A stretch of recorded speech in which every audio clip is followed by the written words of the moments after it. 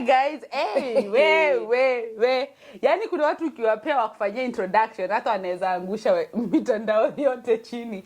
Anyway guys, by this time I think you guys know me and you should know this lady. Of course. Kama turudi kujintroduce every day. Lakini itabidi uambie mani kama wewe ni nani. You gotta have to tell them when you know. My name is Val. Her name is Val. Go there on TikTok. She's a big name here in South Australia, in Melbourne, in Sydney. South Australia. Do not associate me with South Charity begins at home. Huku ndiye ilikujenga. This was. Yeah, go there on all the social media, check on her. She's a big name. She's our socialite here. Huyu ndiye msana atakaniwa apatiwe next Miss nani? Huko. Huyu lazima apatiwe Miss something. Ni urefu tu ana tutampea heels. No, excuse me, there's kuna koga na section ya petite models. Yes, ni petite. Yeah. Wow, as okay. You can be small but you still have a chance. But wait, I'm small. Anyway, guys, karibuni sana. Unajaribu kusema neno. No, sijasema. I'm very petite. I'm very small. You're very small. Yeah. Anyway, ni kila pahali. Unajua small inaanzianga juu ikienda chini. Sijamtusi ni ile tu tumesema reality. But anyway, she's a very beautiful girl with a very big heart for especially watoto. Sijui mbona napendanga watoto umdem, but ni sawa sawa. So because kids are innocent. Wananga mambo mingi. Tata unataka kuwa mtoto forever. Anajitanga last born. Anajitanga forever. Ndio maana niko na roho safi. Sawa, tutaipiga x-ray. So wapenzi, in case you're coming here for the very first time, she is Val. You can check on social media. Just look on Val Kisorio. That is her handle's name. And my name is Lioness Lizzie. Of course, if you don't know me, you need to know me by fire, by force. I'm Lioness Lizzie. I am a mom. I am so many things in one put together. So, hey. We are having a very amazing chat with this lady here. And when we were thinking about what can we be, what can we come here and definitely talk about. She's the one who came up with this conversation. She was like, come on, Lizzie. We should start normalizing some things and we should stop normalizing some things. This is 2023. This is not 2003. Hiya. 2023 to the sawa. Si, unajua sasa watu walizaliwa 205 karibu wanapata ID. Haya. Okay, 205 ni juzi. Just the other day. Wow.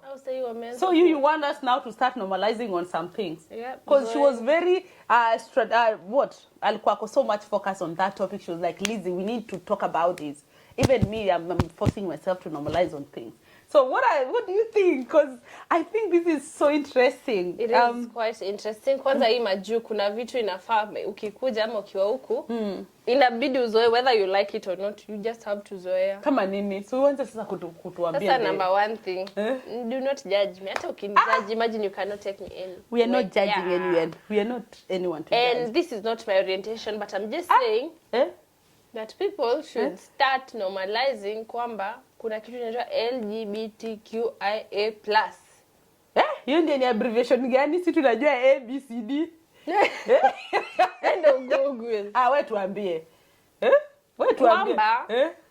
Kuna watu hawayuko kwenye hii chama ya kawaida yenye tumezoea, wako kwenye chama tofauti. Na kwamba kuna kitu inaitwa kuna mtu unaweza pata mtoto wako akiwa ni msichana, ata grow up apende, siku anakuletea partner atakuletea msichana, ama a grow up ni dem akwambie siku moja mimi wewe sana I want to be a man. Sasa mimi no, that's very true. No, that's very true. I am Congestina ni jina ya dem. Hapana, hiyo si ni hiyo fall under any. Akwambia naitwa Steve. Kutoka leo mimi nimeamua nataka kuitwa Steve na ulimzaa kitwa maybe Steffi ni dem. So ulimzaa ka dem lakini nimeamua nataka kugeuza. So in short unatuambia tuanze kuzoea. Uzoe kwamba hizi vitu can happen to anyone. Kabisa. And you can inaweza kuhapenia even in the workplace. Mali kwamba unakuta mwenzako amekuja kesho na yeye ako na makeup mara kidogo na jana alikuwa mwanaume. So and I know this is very sensitive topic because I have done a whole training on things in relation to gender. hey, nimesoma mpaka nashtuka nimeanza. Yaani nimesoma sana. I know my learned friend. Nikitembea huku nje at least nasema meet my learned friend. Learned. Mimi nimesoma sana. Mambo na revolution na nini hizo histories ndio sijui sana but the reality of how life looks like very much informed. So hey, tuanzie wapi? You know we've come from we've come from a place, from a country whereby we grew up knowing only two gender. It's either you are born a male or a female and that's it. And there's nothing else. And then tumekuja ngambo. Me personally nilikuja ngambo. Ninajua we have only two genders. Like it's either you are male or a female. And I was enrolled into this big university. Like you are in a lecture class with about 300 other student, unaona every sort of things. Nilikuwa ninashtuka before hata nianze kufunzwa mambo ya gender diversity and all that. Nilikuwa nimeshangaa nimeingia Sodom gani. But with time nimekuja kulearn, hey, come on Lizzie, you need to appreciate these people. They are part of us and the reality is everyone has a free will to make their own gender orientation, to choose what they want to be. That's like true. Unaweza mimi nilizaliwa huko nyumbani, they know me as a female, but naweza amua leo niamuke na niseme no I'm a male and nataka niitwe certain them and them. I don't want to be identified as either of the genders. That's just me. Na huku unajua hizo ni vitu ziko very, you know, these things sensitive. Are very sensitive. Pronouns, here. All those things, very sensitive. Mtu anaitwa they. Them. Na ukiwezi muita she or wana feel very offended. Sio tu wana feel utashtakiwa. Utachukuliwa tu. Like kwanza if it's in a workspace, you will lose your job. Like you need to normalize accepting that there is more than two genders and it is not debatable. Hata mimi personally like kuna kitu yenye nimekuwa nazoea at work as in unakuta like your mtu mwenye una work na either ni mtoto ama mtu mzima, you can see clearly akona features za msichana hadi sauti, but atakwambia jina yake ni mwanaume because alibadilishiwa gender and then it's so sad because unaona umse ni mtoto mdogo, so hata hujui kama alimake your decision kama ni nini hadi atakwambia I used to be called this name lakini siku hizi naitwa hivi because aligeuzwa gender. Our badilishwi without I've worked in a school, so I remember I used to be there most of the time to help these watoto. Unajua it is part of your role. Ijalishi ka your culture inakubalisha ama yakubalishi, if you are social worker your morals and your values unaweka kando. You have to use the morals enye inakubalika kwa hii nchi. So uko hapo, you need to help this young person amekuja amekwambia, you know what, I'm feeling like I don't want to be a female anymore. I want to start my gender transition. Wewe sasa ni mimi wanakuambia sasa uko hapo. So for me in this case kuwapeleka through the process, the counseling, psychologist, alafu ende kwa mambo ya gender waanze kuongeleshwa. So at this point haitwingi like wamechangewa. Before mtu ana clock 18 inakuanga ni gender exploration. Yani they exploring. You know why mbona mimi nakwambia in this case sijui kama they want to make your decision because wazazi kwanza ni wamefanya hivyo. Wazazi like akona both parents ni female. Oh wow. So wazazi wenyewe wamefanya hivyo. So I think mmoja actually ama saroga. I think actually mmoja ni mwanaume but aligeuza akakuwa dem. So wako na watoto wawili. Walioana, so mama ya mmoja alikuja kama as in hakuna mtu so anyway wako na watoto hivi different. So yule mwingine alikuwa mwanaume but ni dem sai, mwingine ni dem but ni mwanaume. So that's what I'm telling you. It is so messed up. Unakuta uko kwa such a situation. Uju ufanyeni but you have to respect them. Lazima ukumbuke utamuita aje. Usimuite na jina yenye itakani. Usimuone ameweka long hair na lipstick na anzati she's just been here. No. So ni vitu uzoe. Mtoto wako pia anaweza kuja kesho akuambia hivyo but sasa na by the way huku watu wameimpress. Watu wameimpress sana. So usishangae sana kesho mtoto wako anakuja nyumbani unashangaa pressure isikusumbue. Chumvi na sukari zisikose kubalance. Another thing we should start normalizing. Sasa unataka tuongee zingine. Tuambie watu kabisa zote. sasa kuna ingine ni gani jamani? Mimi I think mimi najua naongeanga sana mambo ya watoto, and hey, I think one thing that people should start normalizing is to show their children love. Unajua, to communicate to their children, to put their kids close to them, because you know, to raise their children in a very affection way, enye wataishi wanajua, hey, I'm loved, I'm appreciated. Unawapatia a space where they can, you know, they can say, they can talk to you, they can say something, they can be kids. I think this is one thing enye tuligrow, especially kuna watu wengi sana naulizanga mambo ya wazazi ya baba zao, and I'm very categorically on this, kwa sababu nimeuliza watu wengi, wewe budako alikuwaje? Mtu akwambia, mimi babangu alikuwa akiingia kwa nyumba hivi, tukisikia apate mtu mwenye alikuwa jikoni, bedroom watu wanalala, na hivyo ndio watu wana baba yao mpaka siku ya kufunga shule. Na even someone, nilikuwa naona hii joke mahali ati unaweza kuta mama ya mtu ndio anapiganga kelele, anawashautia, anafanya but watoto tu bado ana mess up. Lakini mwanaume atakuja tu atakaa chini hivi nyumba akiclear tu throat, watoto wamedisappear. So unaona hiyo ni culture, sijui tutaita ni culture. I think tutasema tu ni, let's say it's a culture yenye watu wengi sana tumegrow in, yenye imecause so much as we grow up, there is no that attachment with some of our parents, like ama umezoea, ulikuwa unaongea, yani you don't have time to even talk to your kids. Mtoto wako get into shit, they cannot tell you, they're not open to you, they would rather run away. House help. Anatoroka nyumbani, haizi kukuambia. Hata wewe saa zingine unaanza self evaluation na when is the last time umekuwa na a solid chat with your kid? Can you have a discussion? Mtoto wako anaweza kukuambia so and so is having a boyfriend, ama so and so hizo ni hata mwenyewe. Like if they are not in a position to bring this kind of discussion, then something you need to try. We need to try. Me personally najaribu, but we need to try more to, you know, tujaribu sana kuweka watoto wetu karibu na sisi, in that wafeel wako so much love, wafeel they can express themselves in the right way, kwa sababu tumeacha watoto sana wanalelewa with the outside world. I'll say that mtoto analelewa na dunia na YouTube, social media. Watu wana grow up wakikuja majua wapigi simu, mnaanza kucomplain, na ni nyinyi mlianzisha. So I think pia nimeona watu wengi sana huko unakuja unasikia me I've cut my people off for 1 year, I've cut my people off for 3 years, na mtu ashtuki. Kuna siku nilikuwa nasema, unaambiwa atuweka umse atimweke kwa status amepotea, familia yake inamtafuta, ukienda kumpost mtu atakwambia wewe mimi niko sitaki ni ile sitaki kuongea na watu wetu. You know, this thing, if from the word go you and your children you had that bond, that relationship, that attachment, there is no way they can cut you off for that long period of time.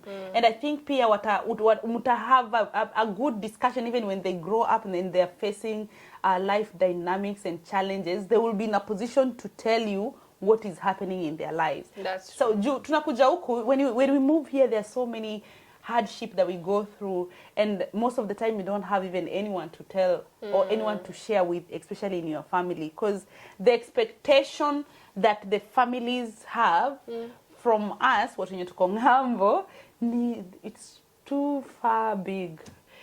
Unafika mtu amekuja huko amekuwa ako homeless, ana pesa, ana school fees, ana chakula, amekuwa mgonjwa, all shit is happening, but they don't have anyone. If you're lucky enough upate mtu kama Vala kwe close, unashare na yeye, mnalia pamoja, anakuambia okay, acha nikurify kwa kazi yangu. Yani your friend become more of a family to you than your real family. I think it's so good, like from the word go, if we can try to raise our kids kukuwa na hiyo bond, kukuwa na hiyo attachment. Hata wakitoka wakisucceed, ama when they're in hardship or what, they will be able to share with us in a genuine way.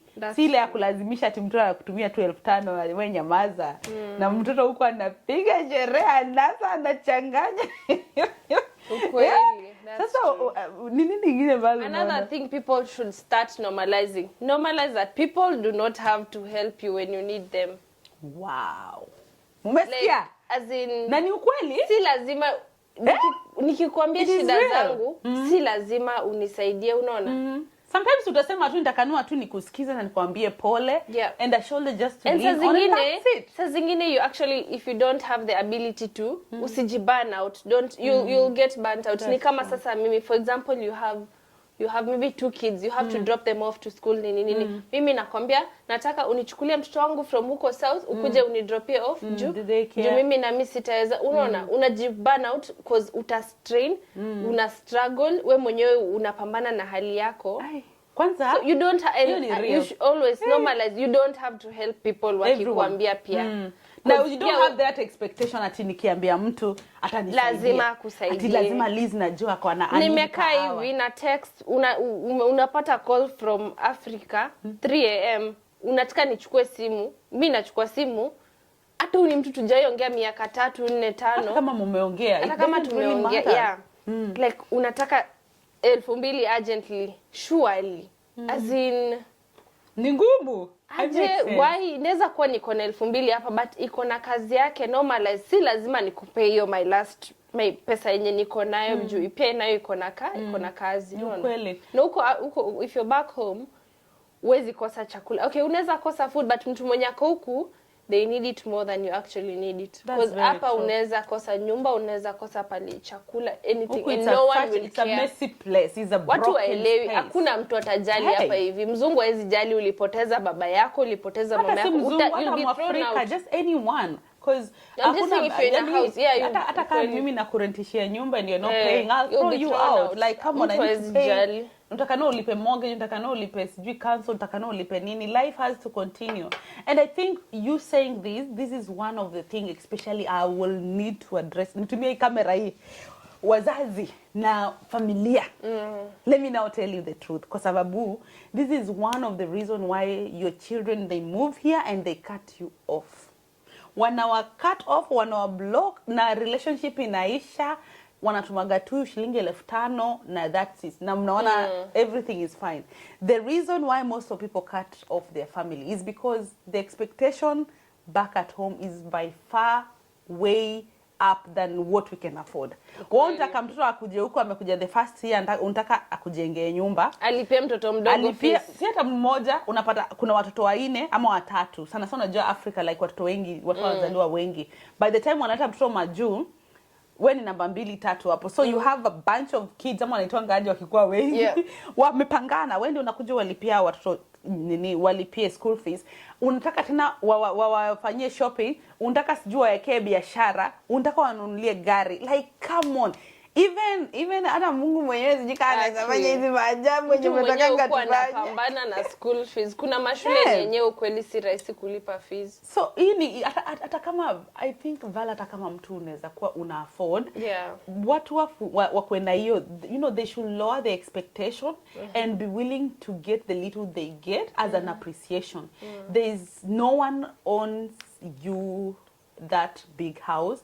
No one owns you that a motorbike. No, hakuna mtu mwenye lazima akupatie hiyo biashara ndio ufanye ati ulimleta majuu. You need to understand, sasa unaleta mtoto wako majuu, it is your responsibility kumsomesha. Ukiwa umeamua umlete majuu, that is just an extra luxury umeongeza on it. Unaona? So akikuja huko afanikiwe, this kid definitely atarudisha mkono ama akose.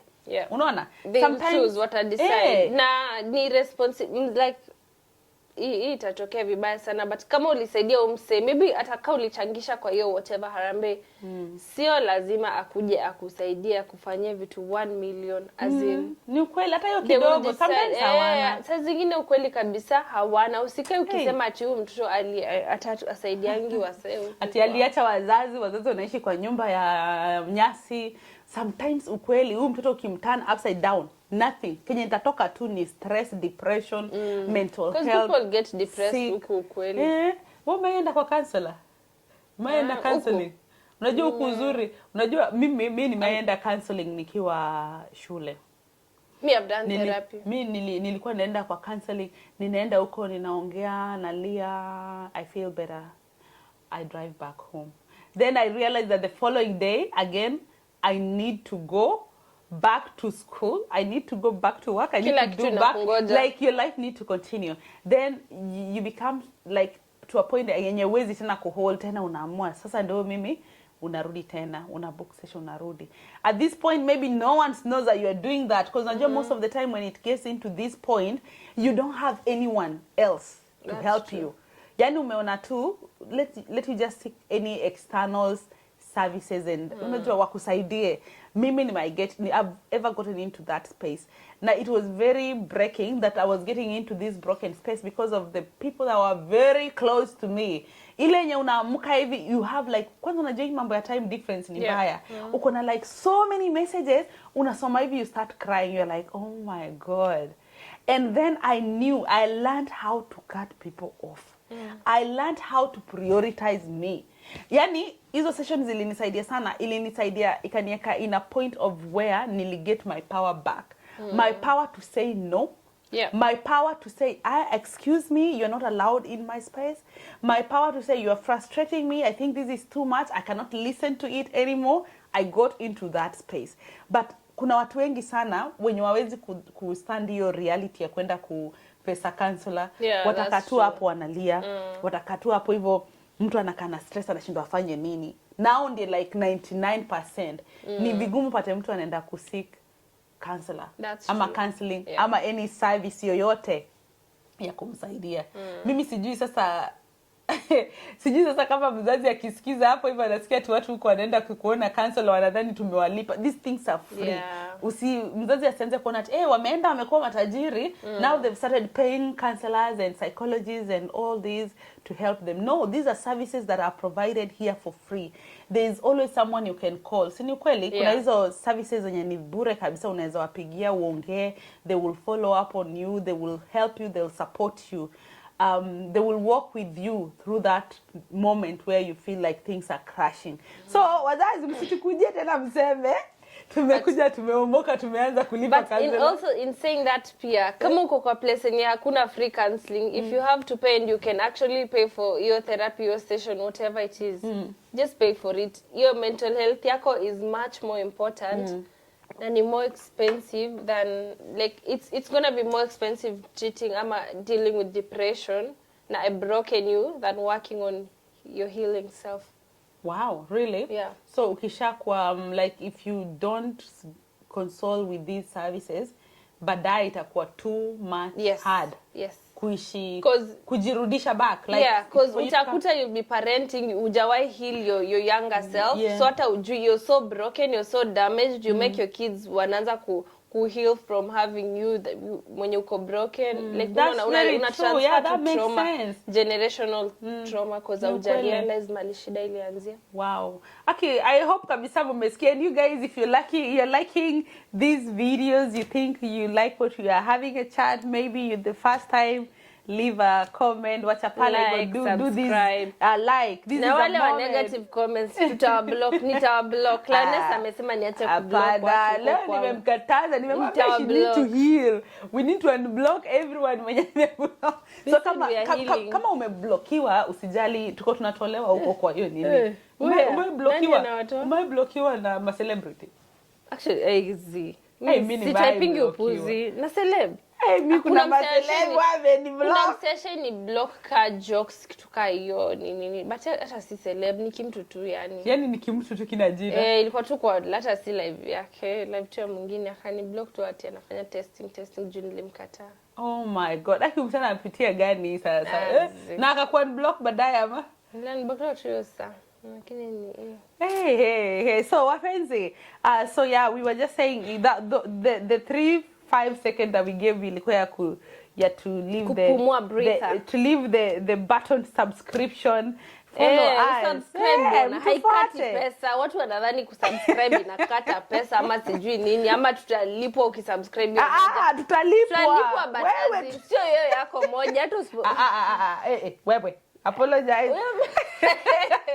Msijali, huyu mtani unajua saa zingine wanameza dawa na sasa inaisha inaanza kulipuka. So Val, umesema so to normalizing doing this thing. Unadhani kuna kitu kingine nye kabisa una feel like come on wazazi start normalizing. Start normalizing saying no like you said earlier on. Right. And start normalizing having boundaries and knowing when to take a break, when and where. Pause. Wow. Kama imekuwa overwhelming. jaribu tu, jiambie take a break ama gawa hiyo kazi into portions. Si lazima ujiue na kazi yote. Ati unajenga nyumba ya milioni 6 kwenyu na unajua kwanza nyi watu sasa mko majuu nyinyi sasa msikize. Ati ndio unajenga mansion ya milioni 10, unajengea wazazi wako 80 years ujawanunulia health cover. Yep. Alafu unajua huku hata umeshindwa kusongesha msingi. Wewe mwenyewe hata una insurance ya gari unaweza gonga mtu hapo. Wow. Now get into that kwa sababu I want you to talk that. Angalesha watu kabisa. Insurance. Hiyo kitu. Waambie kabisa. Utagonga hapo gari ya milioni. Alafu you get frustrated then you don't know what to do. Make sure before you support anyone, yourself uko stable. Yes.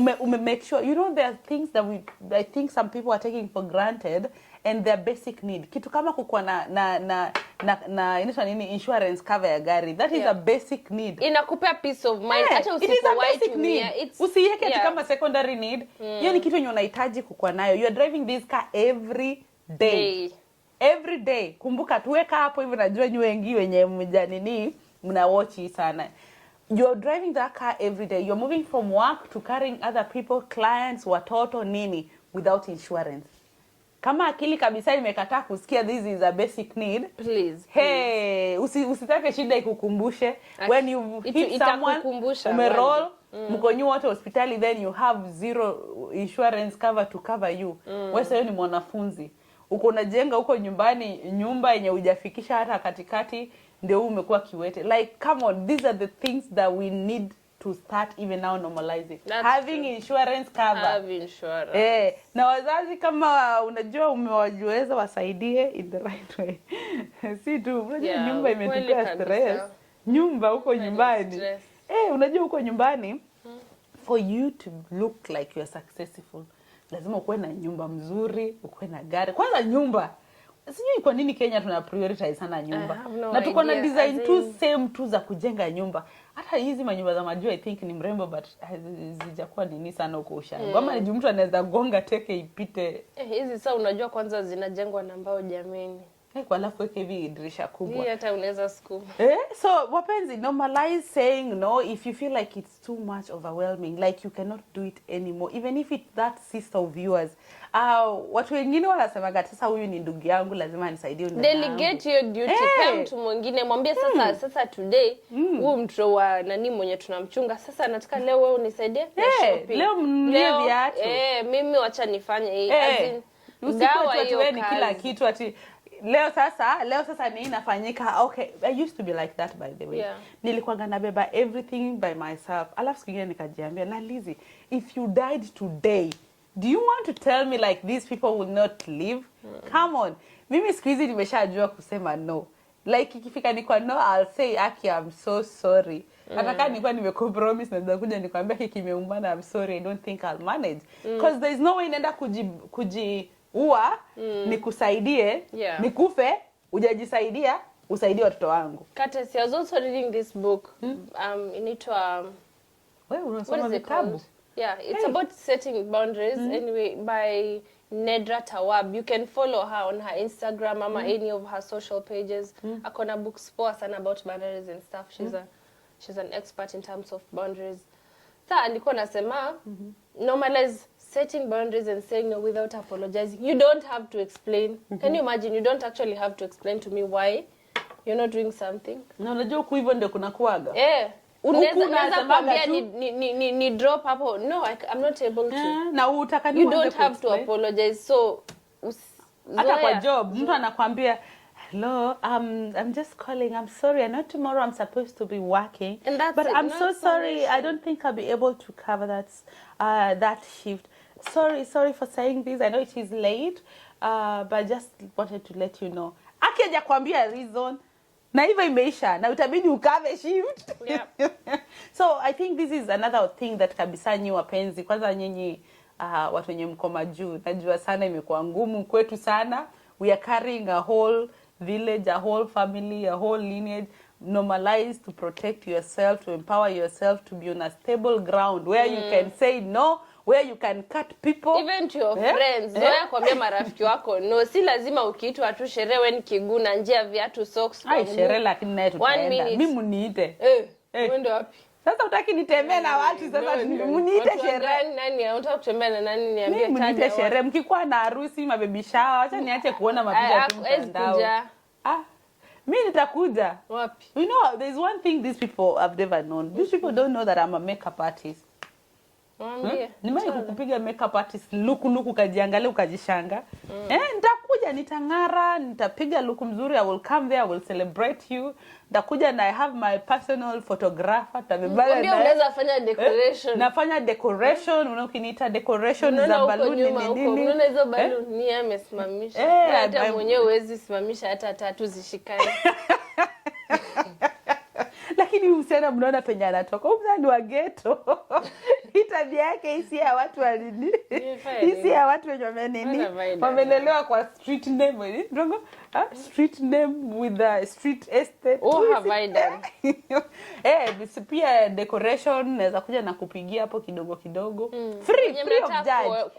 Kuona na tuko na photographer pia anakuja kama package. Na huyo photographer ni mnoma. Sasa zingine angalia mapicha zangu I'm like, yo, come on. Yani nimeoshwa mpaka yani najishangaa mimi mwenyewe. Najiangalia najirudia nasema na kwa ground si mnaona mambo ni same. Mimi ni mrembo. Mimi ni mrembo. Kila kitu imelainika bwana. So anyway tulikuwa tunasema mambo ya nini. Lakini tena nikwambia unabibanga akili yangu. Sasa umenipeleka kwa photographer aje. But anyway that was very serious. Ukikuwa na sherehe hapo na nini wewe tuite kabisa tutakuja hata kama leo nataka wasichana warembo wa kusimamia sherehe yako maybe hauna tutatokezea si ndio kwanza it's been a minute nikisimamia sherehe nilikuwa nilikonga siji flower gala siji tuite hata tu sherehe marafiki zangu jameni do lakini si hata ufanye kitu hata basi utualike si hakuna baby shower kuna nitaenda tu kwa kusign huko makaratasi in secret kama paper ya chemistry. Anyway guys until next time labda nishaelewa. Familia ya huyu msichana mjue pangwa kuja Adelaide amekuwa comedian so msishtuke huyu ni comedian tangu kuja ngamba amekuwa comedian msishangae familia so wapenzi asanteni sana thank you so much ama kuna kitu kingine ulikuwa una feel like thank you my people unataka kuambia watu kwa hayo machache ningependa kusema mbarikiwe sana sawa so until next time I know we're going to miss this lady. She's flying back. She's flying back. But don't worry, we will catch her. We will go and get her. She will need to tell us some 3-4 things. Lazima utakuja utuambie mambo ya dating. Hiyo ni kitu, hiyo ni advice nataka utuambie sana. Mambo ya mapenzi ni personal. Ni personal but utakuja utuambie. Unataka kujua kwa nini? Kata hiyo kitu.